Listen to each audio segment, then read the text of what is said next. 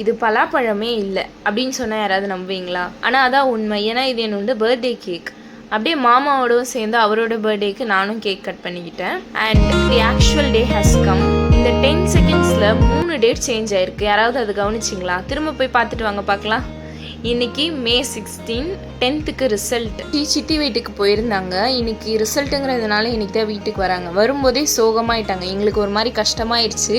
But நல்ல score தான், அவங்களுக்கு சாட்டிஸ்ஃபைடாக இல்லை, அதனால் அழுதுட்டு இருந்தாங்க வேறு. அப்படியே கொஞ்சம் ஆறுதல்லாம் சொல்லிவிட்டு அப்படியே பர்த்டே மூட் போயிட்டோம்.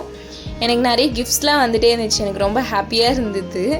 கிஃப்ட்ஸ்லாம் வந்துகிட்டே இருக்குன்னு சொல்லும் போதே கையிலேருந்து எடுத்துகிட்டு போகிறாங்க. கைக்கு வந்து வாய்க்கு எட்டாத மாதிரி பாப்பா கிட்ட தான் கொடுப்பேன் அப்படின்னு சொன்னாங்க. சரி, அப்புறம் பாப்பாவும் கொடுத்தா பரவாயில்லையே, கொடுக்கவே இல்லை, வாங்கி வாங்கி வச்சுக்கிட்டாங்க. அதுக்கப்புறம் மோஸ்ட்லி மே மந்தில் பிறந்தவங்களுக்கு இந்த ப்ராப்ளம் இருக்கும். நம்ம ஸ்கூலுக்கும் போகிறதுக்கு வாய்ப்பே இல்லையா, ஸோ பெருசாக செலிப்ரேஷன் அப்படிலாம் இருந்தே இருக்காது. வீட்டில் கொண்டாடினா தான் சிம்பிளாக தான் எப்போயுமே எனக்கு எல்லா வருஷமும் நடக்கும். பட் எனக்கு அதுதான் எனக்கு ரொம்ப பிடிக்கும். வீட்டில் இருக்கிறது எனக்கு ரொம்ப பிடிச்ச விஷயமும் கூட. நான் ட்ரெஸ்லாம் பண்ணிவிட்டு கோவிலுக்கு போகிற பழக்கம்லாம் இல்லை. ஸோ அப்படியே நாங்கள் வந்து ஸ்பெஷலாக லஞ்ச் சாப்பிட்லாம் அப்படின்னு பிரியாணி வாங்கி சாப்பிட்டோம். சாப்பிட்டு முடிச்சுட்டு எனக்கு சர்ப்ரைஸ்னு, பட் எனக்கு சர்ப்ரைஸாக இல்லை, அது எனக்கே தெரியுங்கிறது அவங்களுக்கும் தெரிஞ்சு இது ஒரு சர்ப்ரைஸ் ஒன்று நடக்குது. நான் ரெடி ஆகிட்டு ரூம்லேயே வெயிட் பண்ணிகிட்டு இருந்தேன். வந்து எனக்கு கண்ணை கட்டிலாம் கூப்பிட்டு போய் கேக் வெட்ட போயிட்டோம்.